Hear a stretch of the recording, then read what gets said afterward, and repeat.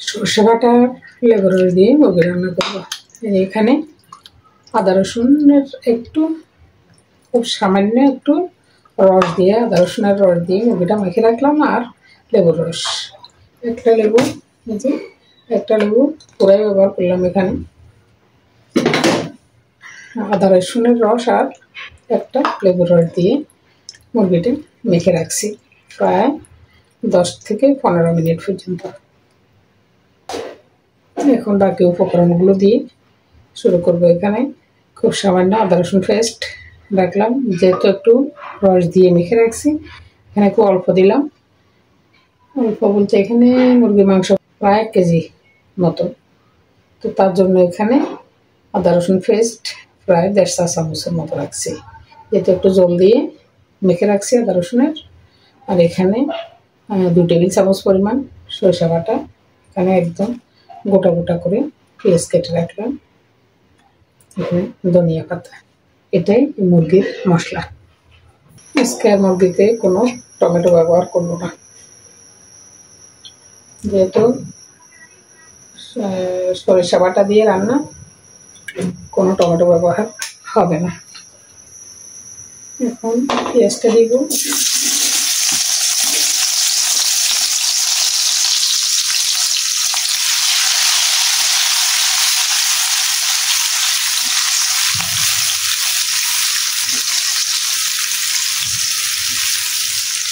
সাথে আদা রসুনটাও দিয়ে দিব।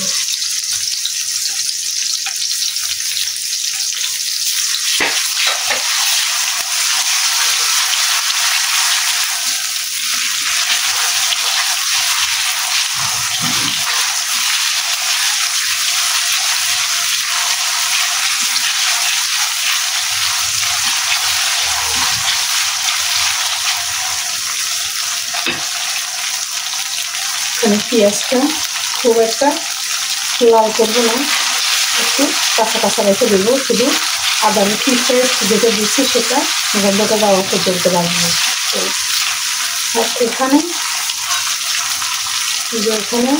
লবণ নিলাম পরিমাণ মতো, গরম মশলা গুঁড়ো, এখানে হলুদ গুঁড়া পরিমাণ মতো মাংসের পরিমাণ হিসাবে, এখানে জিরা গুঁড়া, মরিচ গুঁড়াটা একটু বাড়াই দিলাম, যেহেতু লেবুর রস অনেকক্ষণ লেবুর রস আছে, আর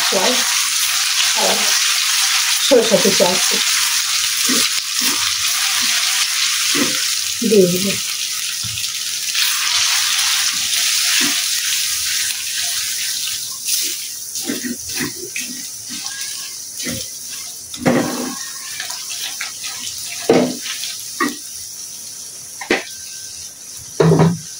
এই মুহূর্তে দিব সরিষা বাটা।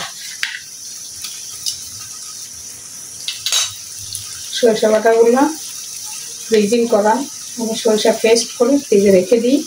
কখনো মাছ, কখনো গোস, যখন যেটার সাথে খাওয়া যায় খুব সহজে দেওয়া যায়, যখন আমি ফ্রিজিং করতে পারি তখন আর পেস্ট করার কোনো ঝামেলা থাকে না।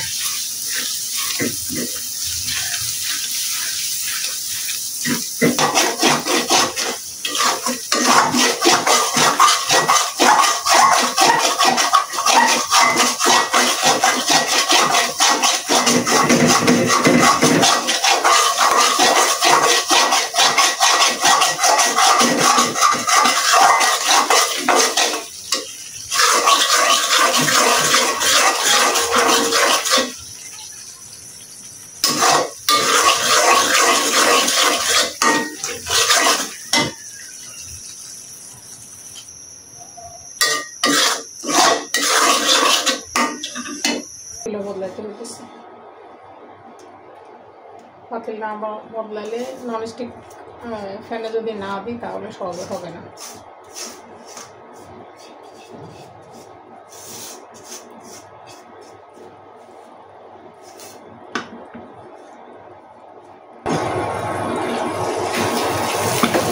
ননস্টিক ফ্যানে দিয়ে দিলাম। এখন যাক মশলাগুলো হয়ে গেছে, আর বেশি কষাতে হবে না, হয়ে গেছে ঠিকঠাক। এখন মশলাটা দিয়ে দেবো, মাংসে যে মাংসে আদা রসুনের রস আর লেবুর রস দিয়ে মেখে রাখছিলাম সেটা এখন দিয়ে দিলাম। ফ্লেভারটাই অসাধারণ, মাশাআল্লাহ। মাংসের ফ্লেভারটা যে কী ভালো লাগতেছে।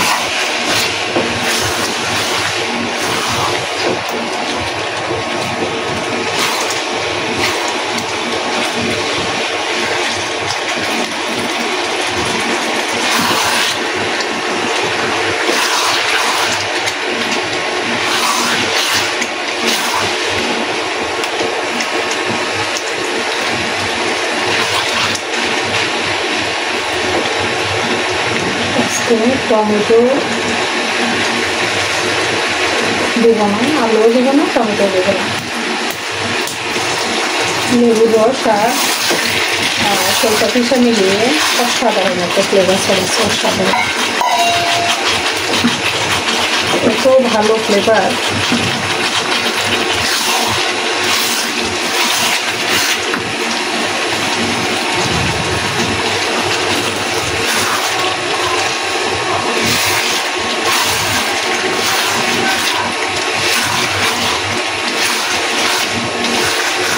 মনে হচ্ছে যেন কোনো বিয়ে বাড়ি চিকেন রান্না হচ্ছে, এতটা ফ্লেভার।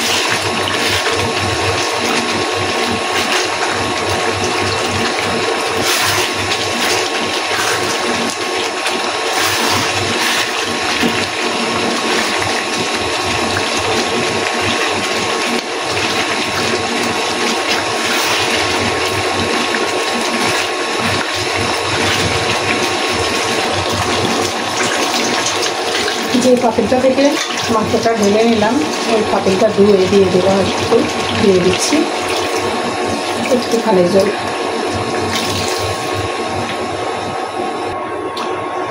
এভাবে 5 মিনিট পরে নামিয়ে নিব, একটু ডেকে 5 মিনিট পর্যন্ত রান্না করব।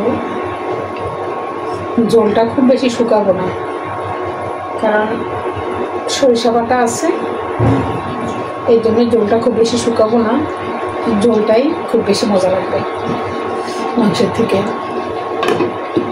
5 মিনিট পর ফিরে আসবো। ফিরে আসলাম 5 মিনিট পর, প্রায় 5-6 মিনিট হয়ে গেল। এখন ধনিয়া পাতা দিব, এখন আর জলটা শুকাবো না খুব বেশি, ধনিয়া পাতাটা দিয়ে নিতে।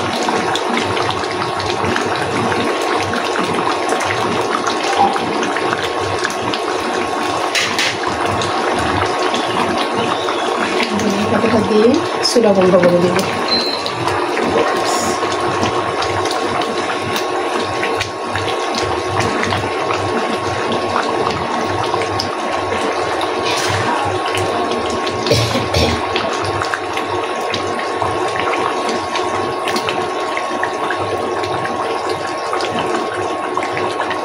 অসাধারণ একটা ফ্লেভার, অসাধারণ। এটা অবশ্যই সবাই ট্রাই করবেন এই রমজানে, ভালো লাগবে। যদি এই মুরগিটা খেতে মনে না চায়, এইভাবে রান্না করলে কিন্তু সবাই খাবে। ধন্যবাদ সবাইকে এতক্ষণ সাথে থাকার জন্য। আল্লাহ হাফিজ, আসসালামু আলাইকুম।